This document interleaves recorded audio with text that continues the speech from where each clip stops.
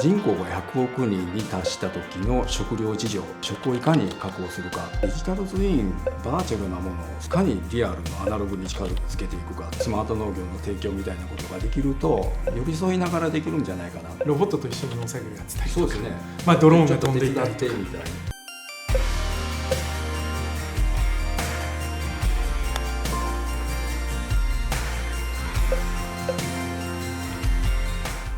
皆さんこんにちは。ビッグインタビューへようこそ。今回のテーマは農業の未来です。 AI やロボットなどの先端技術を活用するスマート農業が私たちの食生活の未来をどう変えるのかを探ります。今回のゲストは機械メーカークボタのエグゼクティブオフィサー荒木博之さんです。荒木さんは同社の研究開発本部に所属されていて、スマート農業の先行研究に携われていらっしゃいます。久保田さんといえば今年の年初のCS にも自動運転をする運搬機を展示されたというふうに聞いていますけれども、反応はいかがだったんでしょうか。KTR というどのような地形でも、傾斜があったり凸凹があったりしても、この下半部を水平に保つロボットを展示いたしました。スマート農業で言いますと、一つのキーテクノロジーがやっぱりいかに作業を自動化していくかといったところになると思います。なるほど。まずはですね、AI 技術チャット GPT を使って2030年代のその農業の未来について提示をしたいと思います。いわば生成 AI が考える、AI 的な正解みたいなものによって、これ3つちょっとシナリオを考えたんです。スマート農業がこのまま順当に2030年進化していく場合、さらに今以上の予想のスピードでスマート農業が進んでいく場合、もう一つはスマート農業が進まなかった場合、この3つについて提示させていただきます。まずですね、スマート農業が順調に普及した場合です。食料価格が安定し、一般消費者の負担が減っていきます。さらに農家の生産性の向上と所得の増加、そのメリットが生まれていきます。次にさらなる技術革新が起きた場合です。完全自動化、AI、ロボティクス、遺伝子編集などによって農業効率が最大化していきます。食料価格が下がり、家計の負担が大幅に軽減していきます。あとはフードセキュリティの向上によって、世界的なその飢餓の問題が大幅に緩和されていきます。さらには、農地の面積が削減されていくことによって、森林回復とか生態系保護の可能性が高まっていきます。このスマート農業が普及しなかった場合、技術的な停滞や投資不足によって生産効率の向上が限定的になっていくと。そうすると食料価格が上昇して、家計への圧迫が強まっていきます。また技術格差によって発展途上国の生産停滞とその飢餓のリスクが拡大していきます。またその効率が低下することによってその農地を拡大していかないといけないということで、森林伐採とか土壌の劣化というもののさらなる悪化が見込まれます。以上がそのチャット GPT で導き出したその今後その2030年代の3つのシナリオなんですけれども、荒木さんはこれ今3つのシナリオをお聞きになっていかがでしたでしょうか。いろいろ考えるところはありました。その中で特に私が思うのは地域にとか国によってケースバイケースだと思ってまして、経済状態、その環境条件みたいなところを見ながら我々はテクノロジーを提供していかないといけないと思ってます。いかにその各国の必要な作物を理解しデータ化し、そのビッグデータとして AI みたいなものが適切な時期に適切な農法を判断する。で今の農業機械がどんどんアクチュエーションとかが繊細で精密でっていったこの一連のこの進化を遂げないとスマート農業っていうのは達成できないのかなと思ってます。で一方でですね、例えばその経済的に余裕のない国っていうのはどうするのか。例えば今後サブサハラっていったところはどんどん人口が増加していき、アフリカのサハラ砂漠の下側ですね。そうですね、でそこではやはり作物を作っていかないといけないっていうのはあるんですけど、そこでじゃあさっきの一連のスマート農業を適用するのかというとそうではなくて、農業人口は結構キープできるのじゃないかなと。その時にセンシングをしてデータ化して、こういう農業をしたら多く作物が適切に育ちますよみたいな条件さえプロバイドすればいいのかなと。なるほど、スマート農業って言って僕らがちょっと考えるように、じゃあ大きな機械が入って大型化していくっていうだけではなくて、地域とかその条件に応じてそれをソリューションを変えていくっていうこと自体がまずスマート農業の入り口だっていうことと、センシングして何がそこに適切なのかっていう意味ではそのデータを取るっていうことが大切なんだなっていうことを今、理解したんですけども、実際にはデータっていうのは具体的にどういうものを取られて、どういう取り組みを久保田さんではされてるんでしょうか。久保田スマートアグリシステムというデジタルのクラウドプラットフォームを提供しています。例えば米を収穫するときに水分情報、タンパク質の情報、収量といったものを自動で取得して、そのクラウドシステムにデータを上げると。タンパク質っていうのもデータとして取るんですか。そうですね。米のうまみがタンパク質のこの量によって、変わるっていったところで非常に重要な指標になります。そういうセンシング情報であったりとか、もう一つはリモートセンシングっていう技術になるんですけど、田んぼの上をドローンでカメラで撮って、どこのエリアがどれだけ育っててどこが育ってないかっていうのをある作物の成長時期に評価ができるんです。じゃあ農家さんはどういうふうに手を打つかというと、じゃあここはあんまり育ってないから、ここにちょっと追肥をしましょうか、肥料を与える追加で与えような、そういうこともできたりしてます。これがなぜ大切かというと、国内農業の今の担い手農家さんというのは何百枚の田んぼを持ってまして、ものすごい広いわけですね。そうですね、広いですし、こっちとかこっちとかいろいろ分散してるんですね。まとまってあるっていうわけではなくて、じゃあどこをいつ収穫したら一番効率的かっていうのが見てわかるというような。例えばワインなんかでいうと、妻がソムリエなんでよくなんかたまに聞くんですけれども、ここのテロワールのブドウはこうみたいな、かなり解像度高く、誰々さんちのあそこの畑はすごいいいみたいな、なんかそういう風になっていくんでしょうか。そうですね、ビンヤードっていうのは非常にご存知のように繊細で、マイクロクライメートって言いますね。非常にその微細なその気象変化によって全然育ち方が違ってくるっていうのがあります。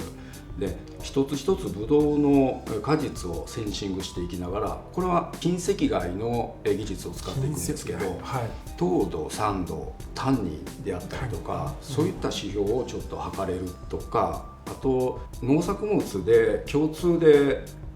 言われる危機的なものって何かというと、やっぱり病虫害なんですね。いかにこの回避できて早く発見して早く薬剤をで手を打つか、でケミカルを補助全体にこの、散布しすぎないとかっていったところも我々研究開発で取り組んでいるところです。なるほど。農業の工業化っていうとどうしても農薬みたいな話がすぐ僕ら思い浮かぶんですけど、でもそうやってマイクロコントロールをすることによって最小限の農薬で済むっていう方向なんですよね。そうですね。私個人の技術者として研究者として思うところは、要は農作物をいかに知るかっていったところからスタートしていかないといけないと思ってるんです。で、農業従事者の方の知見、過去の知見、これまでの経験というのは非常に重要で、そこのデータ化とゲノミックスっていうんですけど、要は遺伝子情報みたいなところをいかにデータ化していきながら、ある気象条件が来た時に、ここの、作物のゲノムの種類であればいかに成長していくかっていうのが、クラウドシステム AI とかで分かっていくと思うんです。で、そうすれば特にその先進国で使う技術だけではなくて、発展途上国ですね、そこでの作物農業っていうのも、知能化されたテクノロジーっていうのはどんどん適用できるんじゃないかなとは思ってます。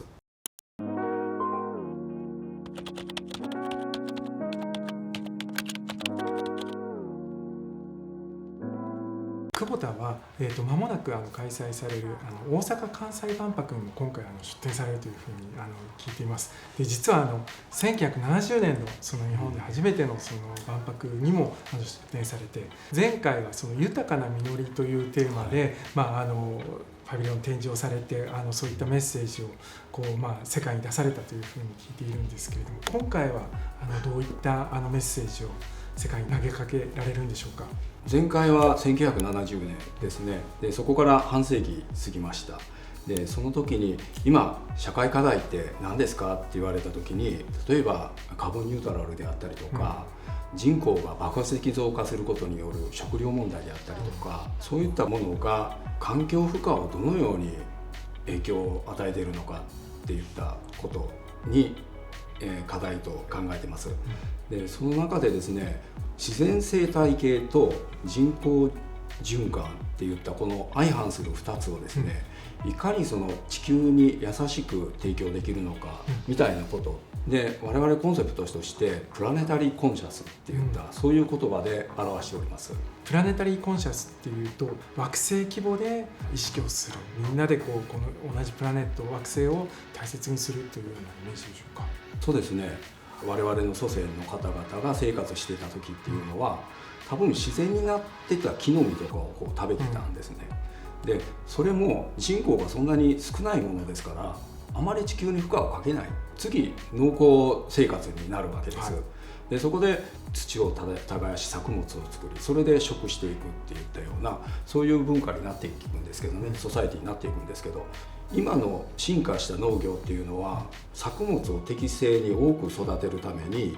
農薬とか、施肥とかっていったことをやっていくわけですけど、そういったことも当時はなかったんですね。で今回の我々その展示をするときに、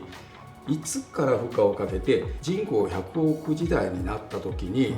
どういうふうに我々はそこを気をつけながら食料を確保していって、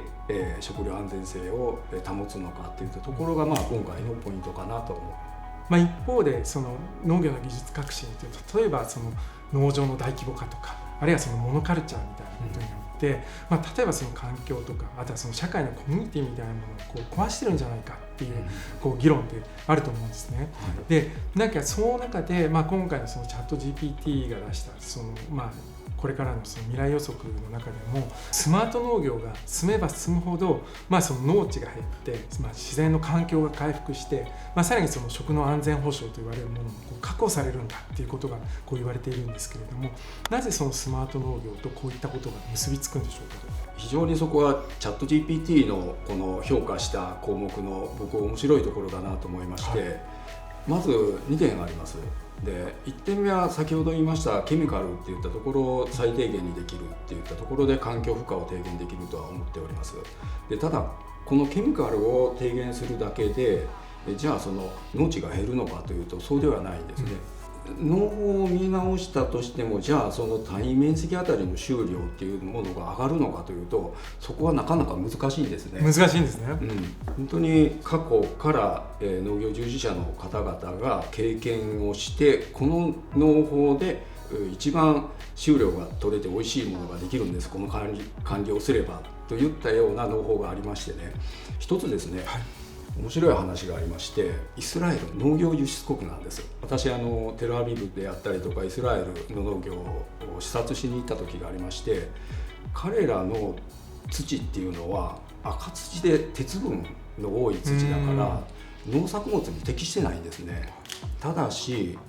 彼らはドリップイリゲーションっていう技術を編み出して、作物が移植して育ってるところに点滴で灌水し、点滴で施肥をし、必要なところだけに赤土ですけど栄養分と水を与えて、それで単位面積あたりの収量も上げてるし、どんどん進化していくわけですね。我々もそういった観点でテクノロジーをよく見返すっていうのも必要だとは思っております。ただ単にその一番のハイテクっていうんですかね、今のじゃあなんか AI だなとかっていうものだけではなくて、その土地に合った必要なテクノロジーをどうやってそこに適用するかっていうことですか。そうですね。ちょっとお話を伺っていて思い出したのが、その多分ジェボンスのパラドックスっていうのがあって、例えばエンジンとか蒸気機関でも同じなんですが、どんどん技術が進化すればより少ないインプットで多くのアウトプットを出せるんですけれども、じゃあそうすると人は、より少ない資源で今までと同じものができるから、そのまま少ない資源でやるかっていうと、どうも人は余計消費し始める。もっとたくさんできるんだから、もっとたくさん作ろう、もっとたくさん食べようみたいにこうなっていくっていうようなパラドックスをなんかある種普遍的にあるっていう話なんです。非常に面白いですね。産業革命以降の世界っていうのはそれに陥っているんだと思います。で今ただですね、僕が思うにその人口が100億人に達した時の食料事情食をいかに確保するかっていったところの課題があって、要はそのテクノロジーの進化、食物を確保するための技術っていうのは、その農業技術しかり、作物をいかに育てるかと作るかという技術もしかり、そこが進化していかないと多分飢餓に苦しんだりするわけですね。そういったことをしっかりと地球規模で観測しながら、適切にそういうところに食物をプロバイドするような仕組みも作っていかないといけないでしょうね。なるほど。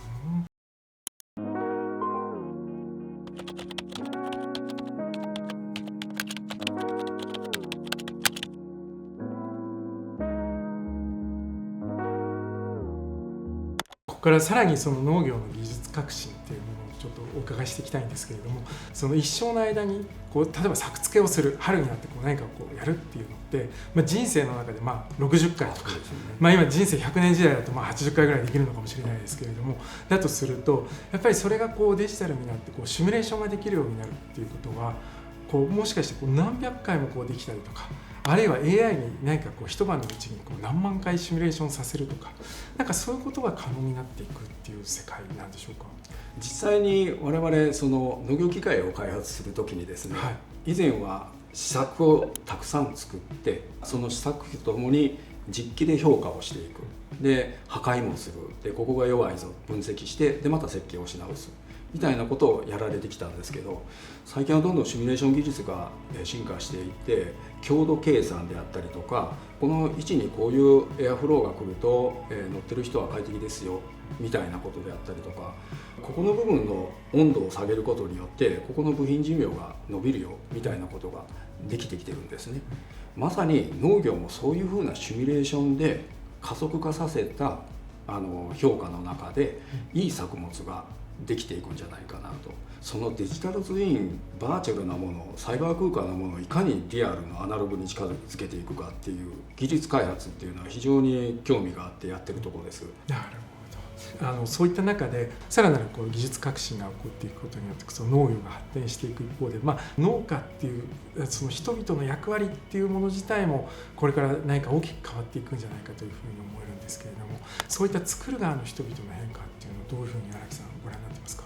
日本という国を見た時に農業従事者の方っていうのは一気に200万個から30万個ぐらいに減っていくという、そういう統計データもあるんですよね、未来予測も。その時に従来の勘と経験の農業っていったところから、あまり勘と経験がない方々が農業をする時に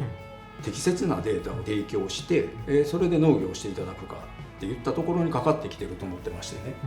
一方でですね、農業従事者の方々っていうのはいろんな価値観で作物を作っていってると思うんです。大規模なリッチなシステムっていったところもあるんですけど、少人数で有機農法をされてる方々っていうのもいますね。自分たちでやった方がいい、人手は欲しいけど自分たちでちょっとやってみようかみたいな時に、人間に寄り添って、農作業者に寄り添って人と共同作業ができる優しいロボット、農業ロボットみたいな。で今ですね、ロボットっていうとこのアームがすごく速くて、当たったりしたら怪我をするんじゃないかみたいな危機感があると思うんですよね。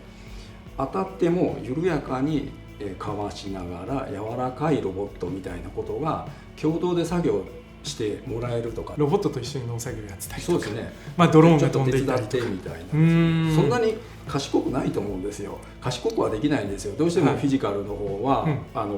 大きくできないので、知能の部分、修正回路ですね、そういった意味では単一作業をサポートしてくれるような、そういう優しいロボットですね。プルーニングしてって言ったらこう切れるし、剪定をね、剪定もできるしとかですね。ちょっと景色が見えてきました。そこと、AI エージェントとフィジカル AI みたいなですね、そういった知能化っていったところの、アクチュエーションと、センサーデータみたいなところのこの一連のものを適正な価格で提供するっていうのはいいんじゃないかなと思ってます。